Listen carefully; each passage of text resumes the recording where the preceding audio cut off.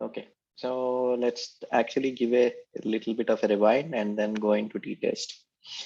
We talked about the two types of things. One is the uh, uh, descriptive statistics, basically statistics which is used to describe certain properties. So average or mode, mean, whatever that we would want to call. Those are all about describing what exactly is the data that you have in a meaningful way. So whatever the dimension that you would want to look at, you can look using a relevant method. If somebody wants to actually look at a central tendency, they will be able to do it either with mean, mode, or median. So similarly, different dimensions has got different ways to interpret, but it is all about describing what is the data that is currently in hand. And then we talked about inference statistics. What inference statistics is about inferring the data. So what we are actually doing here in inference, we have some data, but what we want to know is not about this particular data. We want to actually know using this data something which is not there. So that means we are inferring something. And in the inference statistics, we went through few basics. For example, significance level. Significance level is telling about the probability of making the wrong decision. So upfront, you are going to fix it because we are talking about inference. There is always a chance that we can go wrong. We cannot be 100% sure. So this significance level is about, okay, up to what point I'm okay with my error, right? So if my research is having only 5% of a chance of getting into a wrong decision, then I'm okay with it, right? I'm 95% correct. So that is what is the significance level. And and then we talked about p-value. P-value is about probability of getting into that unlikely observation. So when exactly we are going to cross that particular limit, when exactly we are going into those unlikely results. That is what is the p-value, right? So next is confidence interval. So where we are actually talking about not just about the the confidence at which we could actually do, but it is also about the interval. So we can say that, okay, yeah, with 90 to 95% of confidence, my value is so and so. That is just the interval that am actually confident upon. Later we talked about, I'm just quickly browsing through because this is all already talked about in previous classes. I'm just giving the background because this is important to recollect to start with the t-test. That is the reason why I'm actually going through. Let me know in case if there is anything that we would want to stop at, but this is already covered in previous lectures. Okay, going into confidence interval, we are talking about in the interval in which that we are actually trying to predict. So with 90 to 95% of confidence, this is the value. That is what is the confidence level, confidence interval is about. Right? We also talked about statistical significance, and statistical significance being different from the level of significance. Statistical significance is more talking about the validity, reliability of the test that we are actually doing. So this actually deals with a different parameter altogether. So this is not same as whatever the level of significance that we are actually talking about. Okay, and then we talked about degrees of freedom, where it is like how many different choices that we have if we have to change it. So if there are already 4 choices that you can make and one choice you're already in, so what it means is you have 3 more choices that you can change to. That is what is the degree of freedom is. So it is always n minus 1. If you have total n options, n minus 1 is the degree of freedom. Then we talked about sampling error. So uh, so yours, so it's always susceptible that, see, we are talking about inference statistics, right? So where you have certain data in hand, using this data you are actually predicting something. So if you have sample, so typically what happens in a statistical test, while you are actually proving the hypothesis, you might not have the entire population data. So you take a sample, do the test on it based on whatever that you have in the you have with the sample. You are going to predict what would be the values for the population. Based on that, you would actually prove something about the population, right? Because always we would not have luxury of collecting data for the entire population. That is where this inference statistics really, are useful. So standard sampling error, yes. If let's say if you are actually going to take the sample wrong, or else you have used incorrect sampling technique, what would happen? Your predictions would go wrong. So here, the inferences that we would want to make is going to go wrong if you have a wrong sample, right? So similarly, but are you going to get the same data irrespective of whatever the sample that you are going to take? No. So there is some amount of deviation which is acceptable. Okay, so there is a difference between what is the acceptable deviation and what is not so acceptable deviation. Okay, so standard error is something that is used to actually predict using this acceptable deviation. So here standard error really talks about that. Okay, I have sample, how far this sample can really go wrong when compared to a population. So using that, I predict what is the population, that what are the statistics of the population. So I have a simple usage of this entire standard error is using the standard error. I can, if I have a, sample and I have a mean of the sample, then I can go and predict what is the population mean. Okay, so that's how the predictions really go on as far as the standard errors are concerned. Okay, so any questions until now on the recap? Then we can go into the t-test.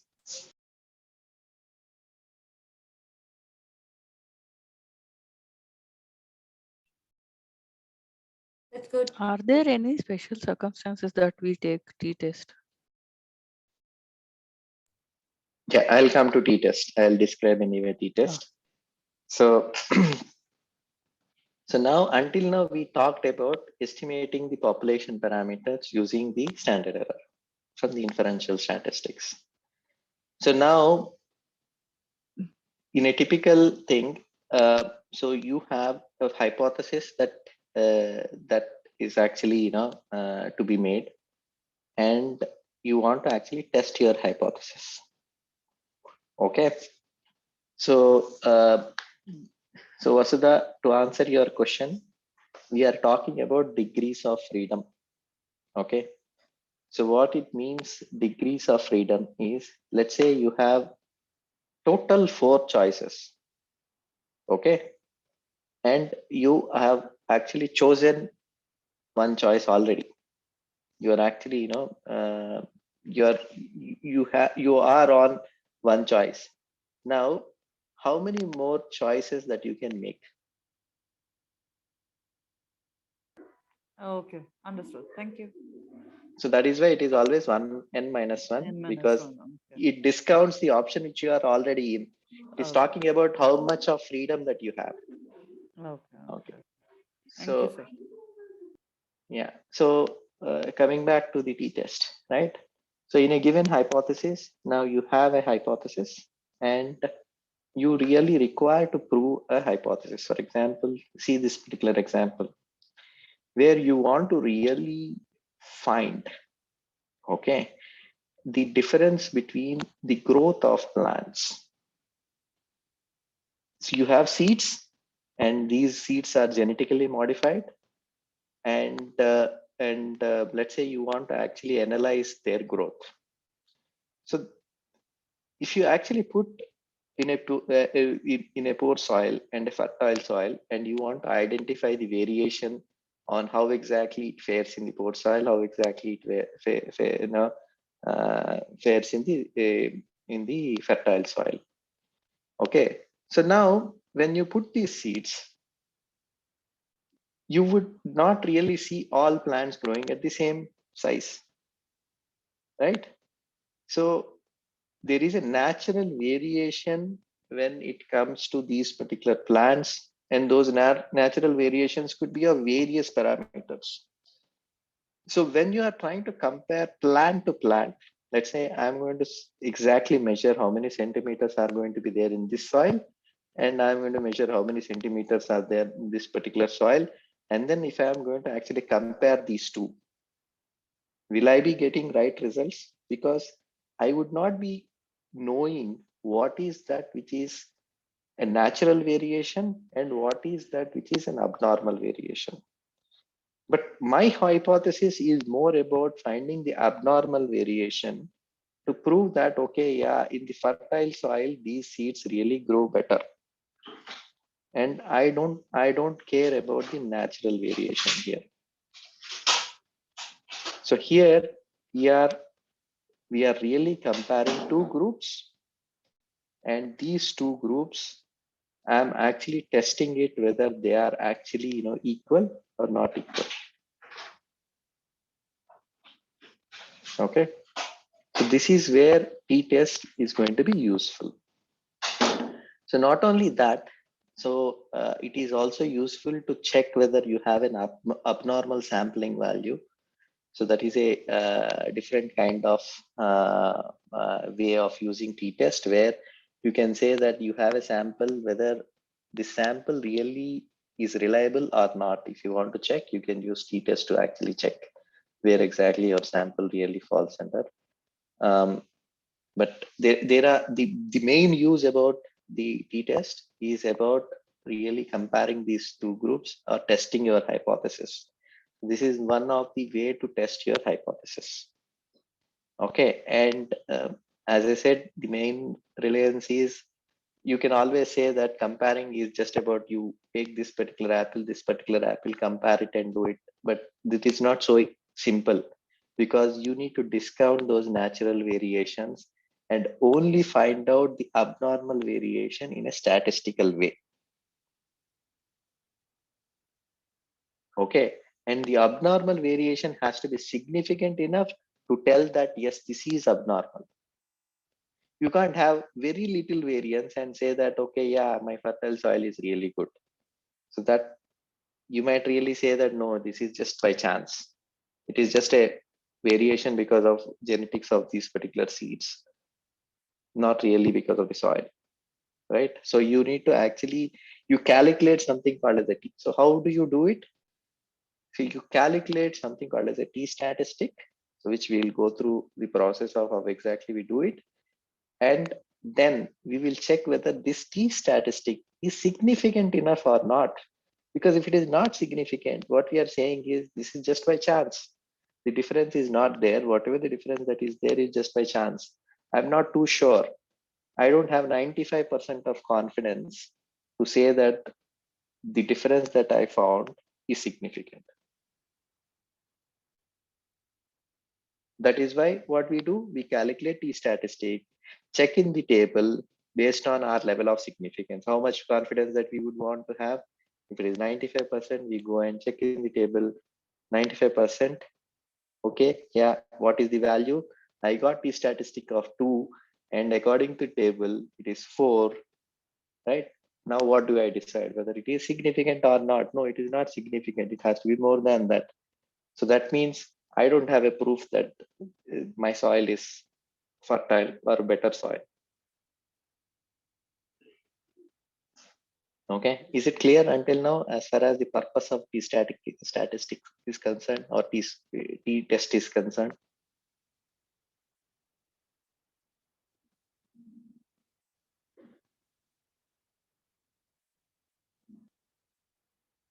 Praveen, just a small question. Yes. Is this the poor soil or the fertile soil? It might be in our statistical way, maybe a sampling, it can be related to poor sampling and the right sampling, correct? See, sampling error is a different concept altogether. Yes. Mm. When you are doing t-test, you are not really ensuring that sampling is right.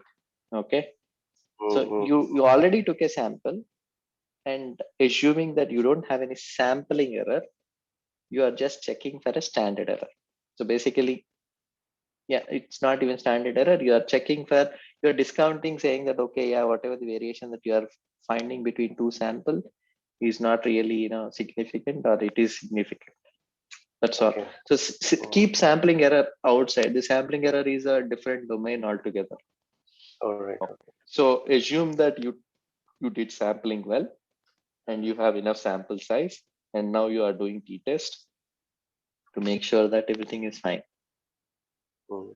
Okay. Okay. So it is generally done for a parametric test.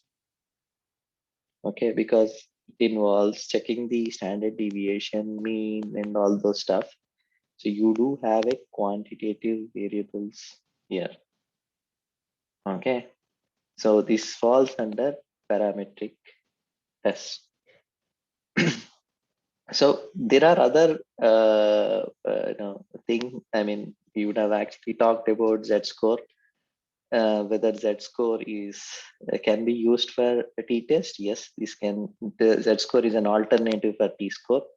It is generally used when you have a greater sampling size, and also you have certain parameters available about population.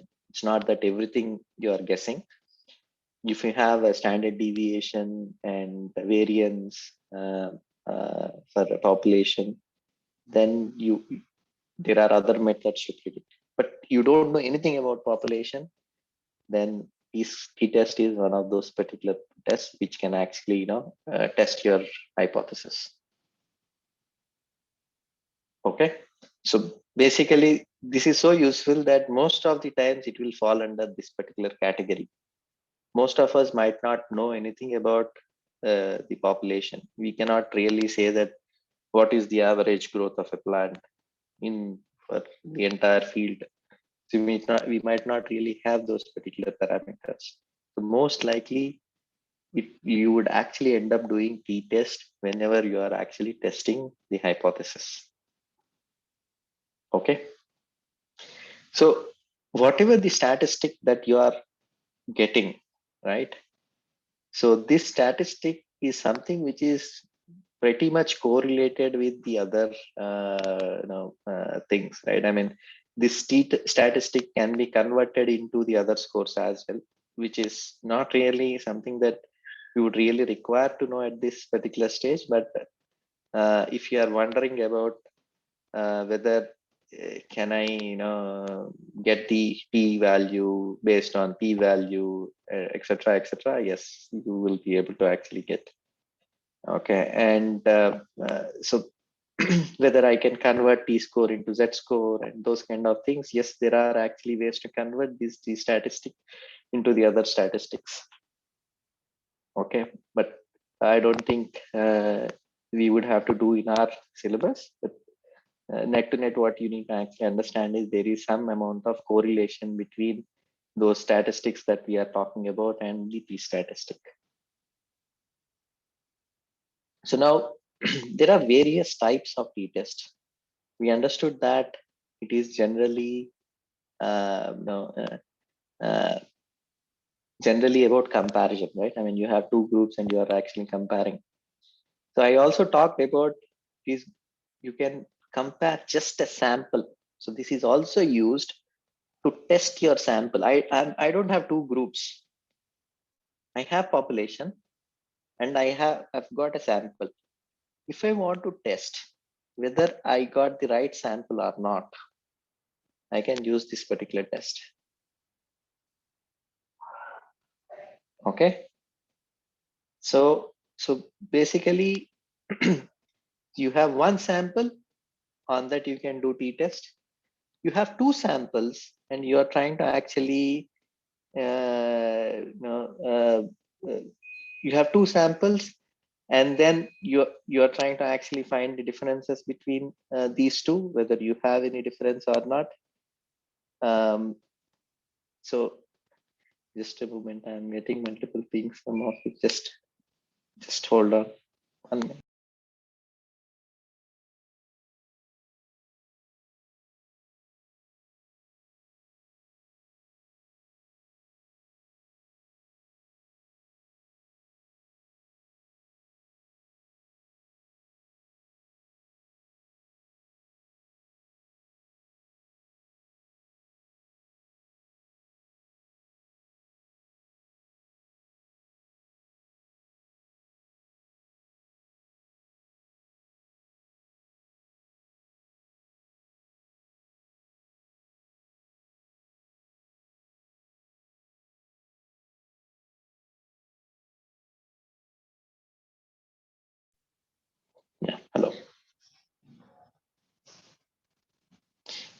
So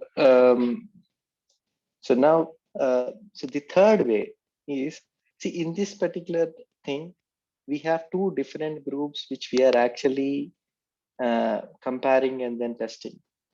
What if you have the same group, okay, and same group is compared based on time? For example, you want to test a particular medicine. So whether this medicine is effective or not, what you would typically do in this case, you actually go select a group, you test their particular blood pressure or sugar or whatever the parameters that you would want to measure before taking the medicine, and then you give the medicine and then test that particular group after some time. Now you want to test whether my medicine is effective or not. Is it just the natural variation of blood pressure, or really medicine made the difference in the blood pressure? So there also t-test can be used. It is called as a different t-test, which is called as a paid t-test. Okay. So you have a paid t-test, which can actually do if it is the same group. Okay. So it is a different kind of a t-test, but again, it is matter of you calculating the t-test statistic and then checking whether it is significant or not. Okay. Any questions in this? So this could be applied to experimental and that kind of parameter, right? Non-experimental group or experimental group. The third one in time. So yes, I mean, we would have actually saw these things in the way that we are actually sampling and other criteria. See, still, if you are trying to actually do it in two different groups, then it would fall under experimental and non-experimental group. Like for example, I take set of smokers and then non-smokers and testing them. Then still it is falling under this independent samples. This would come into picture when I have exactly same group. Just time is the difference, or rather something else that I induced in between, which is the difference. But the group is same. Got it. Okay. Fair, Praveen, fair. Throughout the statistics, we would find these two categories separate. Okay.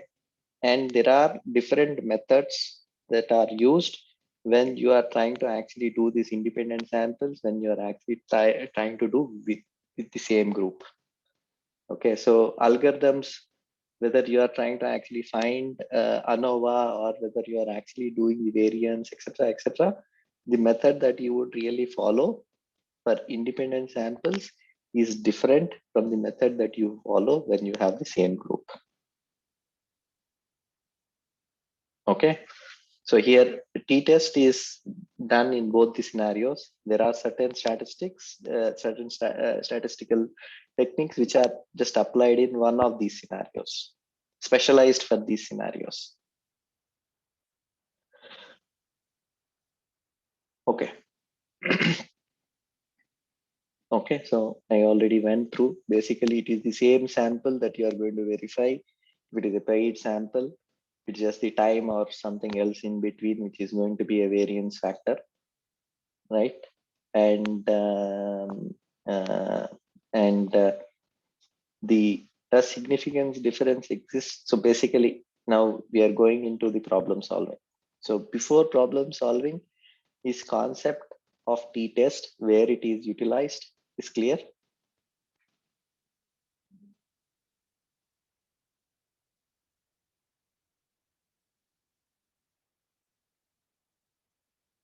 I take as yes, because I think group is very silent. Please go ahead.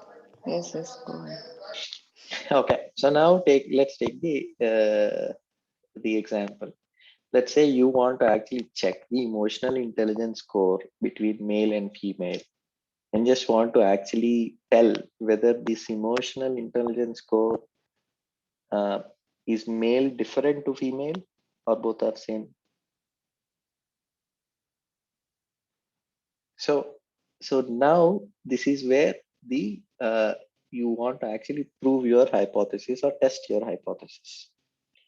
You have scores, you have some sample, you have certain scores, right? I mean, male scores and female scores. Now it is more about you checking, comparing these two groups. So what is your null hypothesis in this case?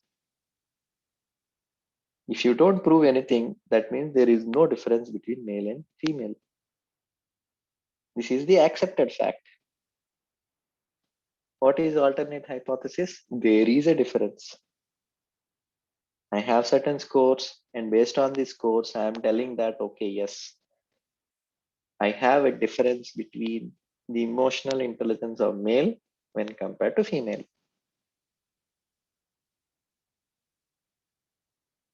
Okay, so here we are just talking about there is a difference or not.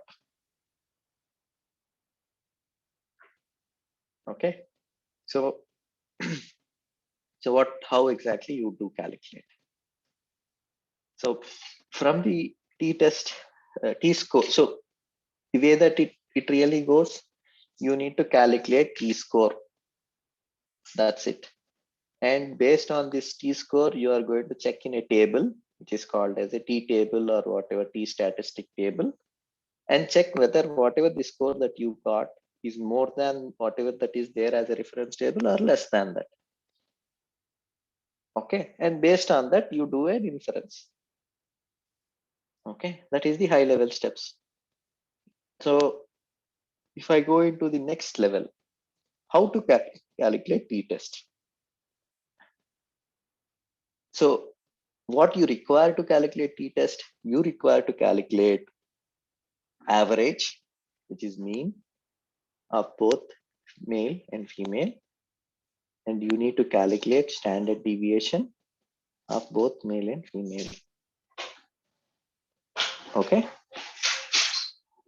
so based on these two things, the mean and standard deviation, there is a formula which you need to definitely remember. You can calculate the t-test, t-statistic. Okay, so remembering the t-statistic formula is inevitable. And this is what the formula is all about. Okay, mean 1 minus mean 2, that is mean 1 is average of the male scores, mean 2 is average of female scores, SD1 is standard deviation of male, SD2 is standard deviation of female. If you calculate mean and standard deviation, the statistic can be found. Okay, now we already did calculate standard deviation and mean before, but let's recap. How to calculate average? I don't think I really have to say, right? Average is quite straightforward. You add up all, you have these scores, 45, 32, 25, etc. You add up and you got a sum of scores and you divide it by the number.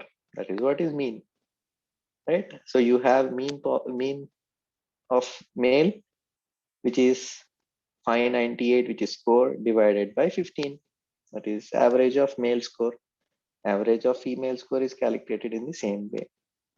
Now, how standard deviation can be calculated? This is also something that we went through in previous classes, but it is a quick recap. What you are going to do, you are going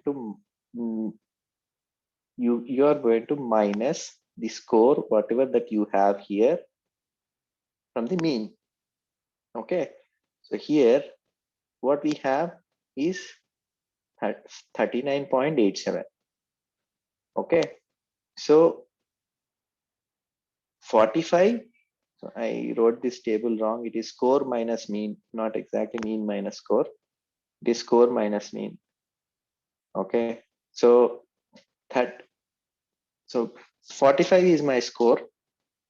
45 minus 39.5 or whatever that is mean is going to leave 5.13. If I do 32 minus 39 point something, it is going to leave minus 7.87. So now we have few positives and negatives here, depending upon whether your score is more than mean or whether your score is less than mean. Okay. So in order to remove the negatives, what we do, we square it. Okay. So we square whatever the score that we have here and get the square of it. So same thing for female as well, you find the squares of whatever the difference from the mean. And this squared value is divided by, in some cases, it is divided by n. In some cases, it is divided by n minus 1. So when it is divided by n is here 15. So if n value is more than 30, then standard deviation formula is the square, the sum of squares divided by n. If this is less than 30, then sum of squares divided by n minus 1. Okay. So here we don't have 30, hence it is divided by 15 minus 1. So my standard deviation for male is this. Standard deviation for female is this.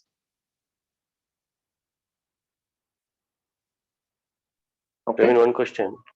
Yes. In the top flow chart you mentioned, anything less than 30 it will fall under t-test calculation, right? Yeah. So basically it is like this. So in that case, any point of time it will always be n minus 1, right? No, not really. If you see the upper block,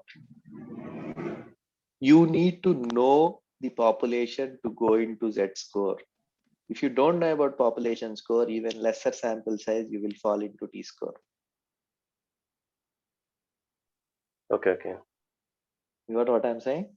So this is where the T score is most common thing that would actually you will be using to test your hypothesis. So this is a very important calculation to test an hypothesis, because most of the time you don't have details of your population. So it would go into this no block only.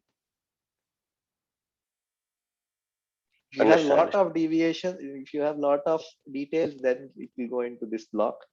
But if you don't have details, it will go into T score. So with minimum details, maximum output, T test is the one.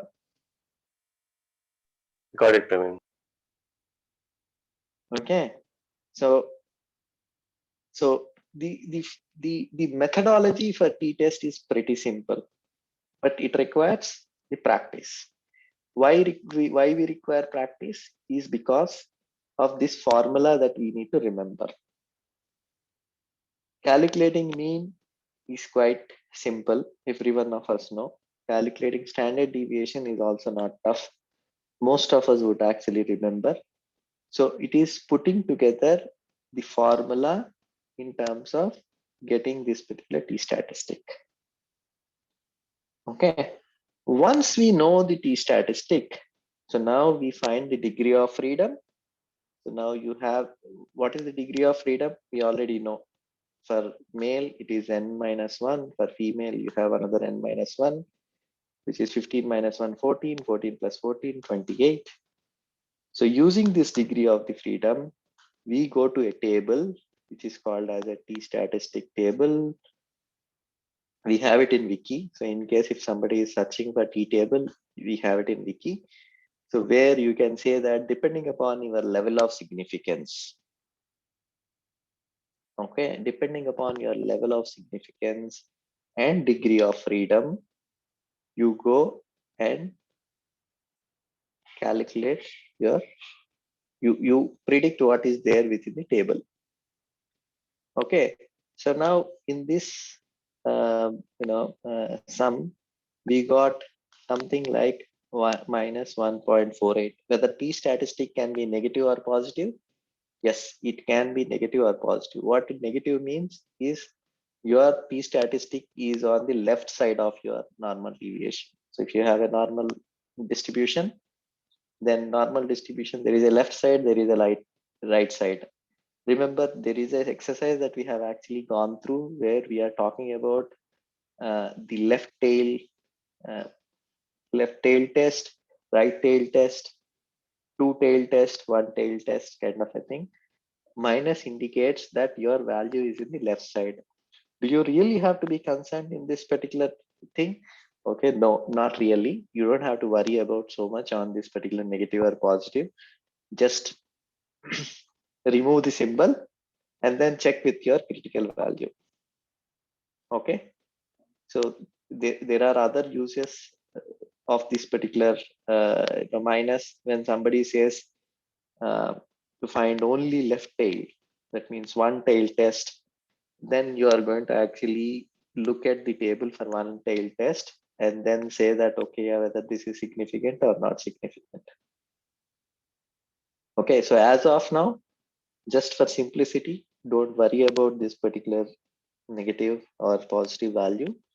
So you should actually remove this symbol and then check the table and verify whether whatever the T statistic that you got. So in my case, it is not minus 1.48, rather I would call it as 1.48 because I'm removing the negative symbol. Whether 1.48 is more than whatever that is there in the table, no. The table has got 2.048, but I got 1.48. So it is not more than whatever that is there in the table. So that means I don't have significant evidence to say that male is different from female.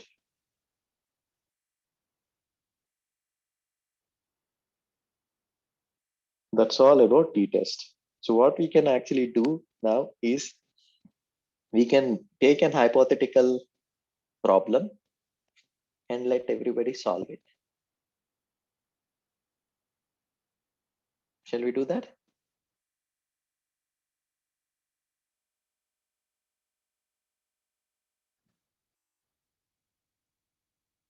So Praveen, you're following the you're showing the null hypothesis scenario. Correct. Okay. Correct. Because I can't reject null hypothesis. My t-score is not significant. It is less than what I found in the table. That means whatever the differences that I am seeing are just by chance. There is a difference between male score and female score, but the difference is insignificant. I can't say that that is a significant difference. It all depends on the values what we have for the problem, right? Correct. Obviously, you are deriving the t-test t-score from the values whatever that you have in the problem. It is based on whatever the samples that you have. It is based on whatever the groups that you have. Yes. That Because means, from one example, I'll say, now we have a difference between, let's say, females and males. It's not significant because if you do the, let's say, if you do a similar comparison between two groups of males or two groups of females between themselves, males versus males, you will probably get some numbers like this. correct. So that this difference is not significant enough to say that intra of these groups there is any significant difference. Male versus female doesn't seem to be significantly different. That kind of differences that we are seeing here can be seen even if it is a female versus female group. Correct.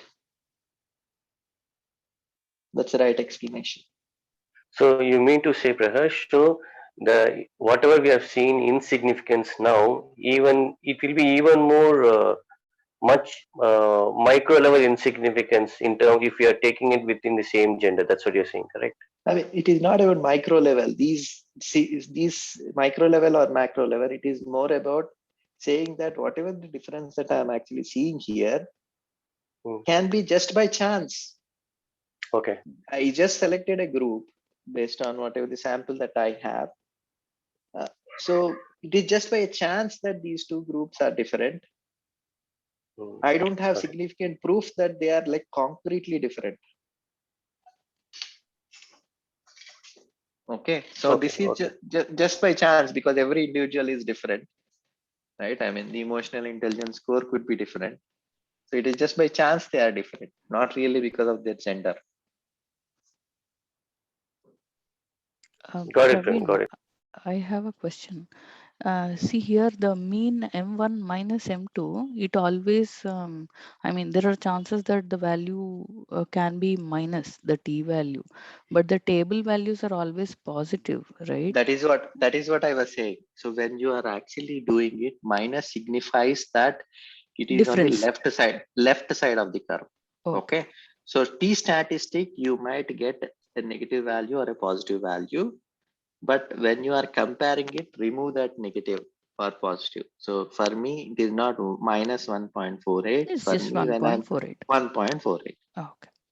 it is left t test if you are considering the minus as well. But see, let's actually take a simple example first and a simple problem first. So basically, don't worry about that negative symbol. Just remove whatever the symbol that you get. Okay.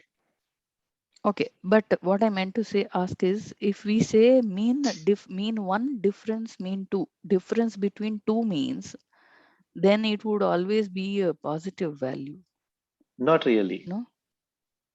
Why there will be positive? If mean one is Difference. more than if mean one is more than mean two, then if I am minusing mean two from mean one, then it can be negative, no?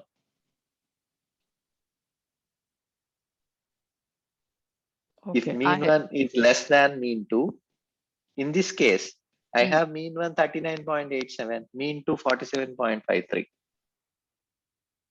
No, actually I meant is difference. If we take the difference between two means. Yeah, if you take That's what. modulus, if you take Modulus. mod, yes, ultimately you calculate p value and then apply modulus after getting the value, because no, in some cases this why I am not really removing that negative in this particular case. In certain, when you are actually going at next advanced level, when you are talking about a one-tiled test, especially when you are actually talking about hypothesis saying that uh, male emotional intelligence is less than female intelligence. Let's say your statement is like that. Okay. So here our statement is whether these two groups are different or not. But you have a hypothesis. Let's say whether male has got less emotional intelligence or not. Then it has to be negative. You need to actually test the left tailed. Okay. So that is where this negative or positive would really come into picture. Okay, but when you are talking about just difference between two groups, then it is that absolute or modulus, whatever that you would want to call. You don't worry about the direction of it. Sign. Okay. Let take it. Yeah. But when your hypothesis is pointing out towards a left or pointing towards right, this positive and negative would also matter. Okay, great. Yeah, thanks. Okay, so T Wonderful. statistic can be negative, net to net. But when you are comparing with critical value, don't worry about negative or positive. Okay, thank you. Okay, so now let's actually take one example. Everybody can calculate these particular steps. I will still project this particular formula like this only. Okay, and shall we calculate, do a small exercise? So step one, you need to calculate average or mean. I will give you the values. Okay, so let me put the sum in this particular chat itself. Okay, I have two groups. Okay, group one. So I am actually calculating the emotional intelligence of uh, group one, which is based on age. Okay, group one is 30 plus. Okay, and it does have intelligence, emotional intelligence scores of something. I'm just typing it randomly. I'm typing.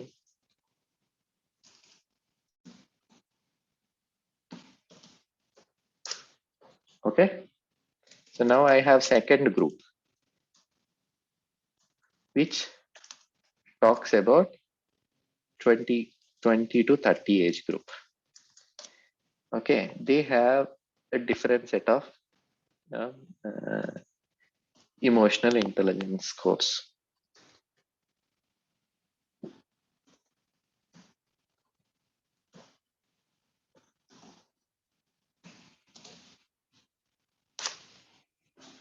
Okay, so now I need to find out whether there is a difference of emotional intelligence between 30 plus and 20 to 30. Right? Praveen, So now first, you're sharing your screen on the wiki. I'm sharing the screen on wiki, but I typed in values in chat. So let me, Okay. so I still wanted to share the wiki because I want people to still see the formula to start with. Okay. Okay. So I just typed the values.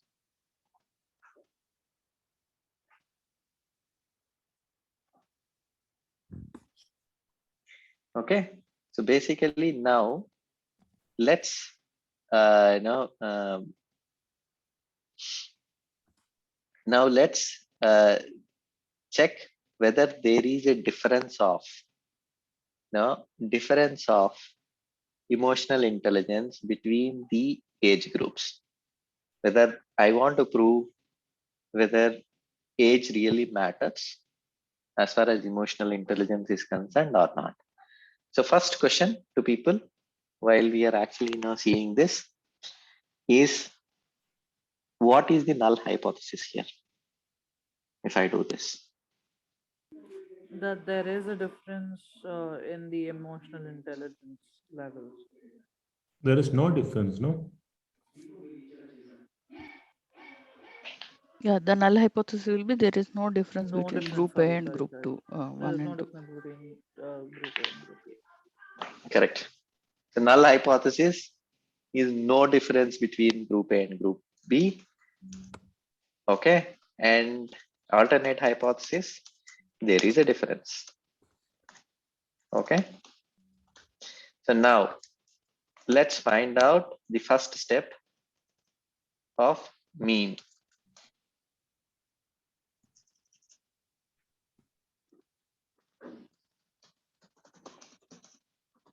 Okay. So let's find out the mean. Average. What is the average score for group 1 and what is the average score for group 2?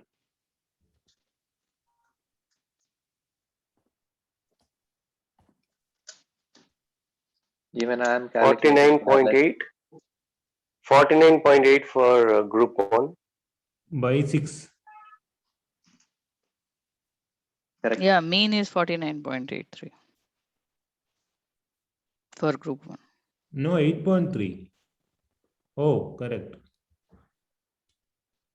49.83. Yes. Okay. So this is mean for group 1. So now what is the mean for group 2? Prahash disturbed, so it should be 34.33. Yes. 34.66. Yeah, I got 34.66, which I've converted to 34.67. 34.67 67. 6. mean for group 66666. Yeah. Yeah, That is 34.66. okay. Now let's find standard deviation. Now this is going to take a little more time now. So how do you find standard deviation? You need to actually put up a table.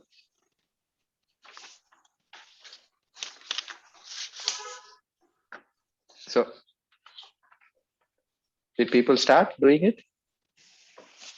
No, Yes, I please. forgot it.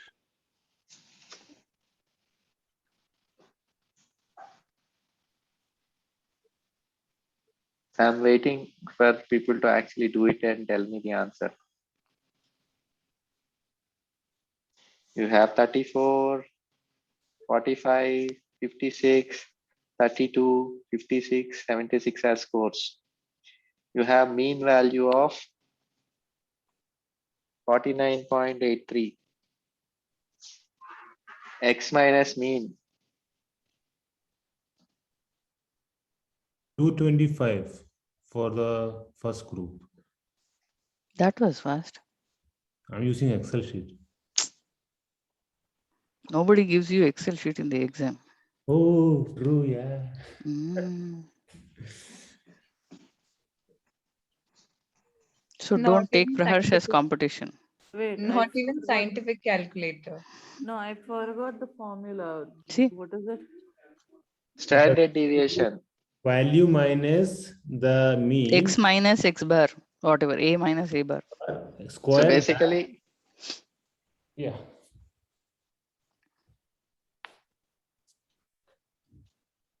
And add all those squares, and the sum of it you divided by the n.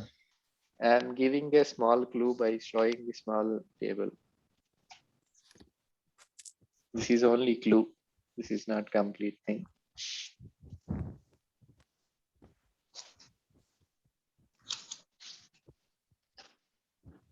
How do I do this in calculator?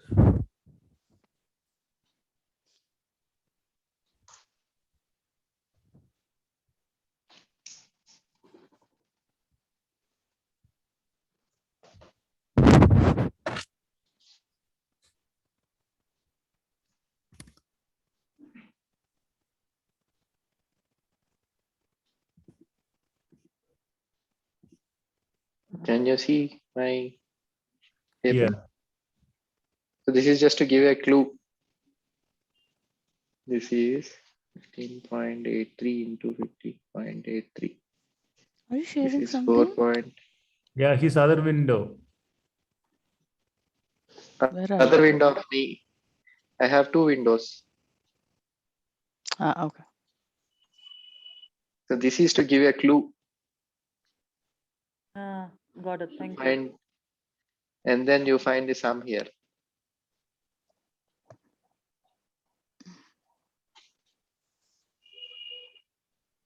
Okay, switching off my video.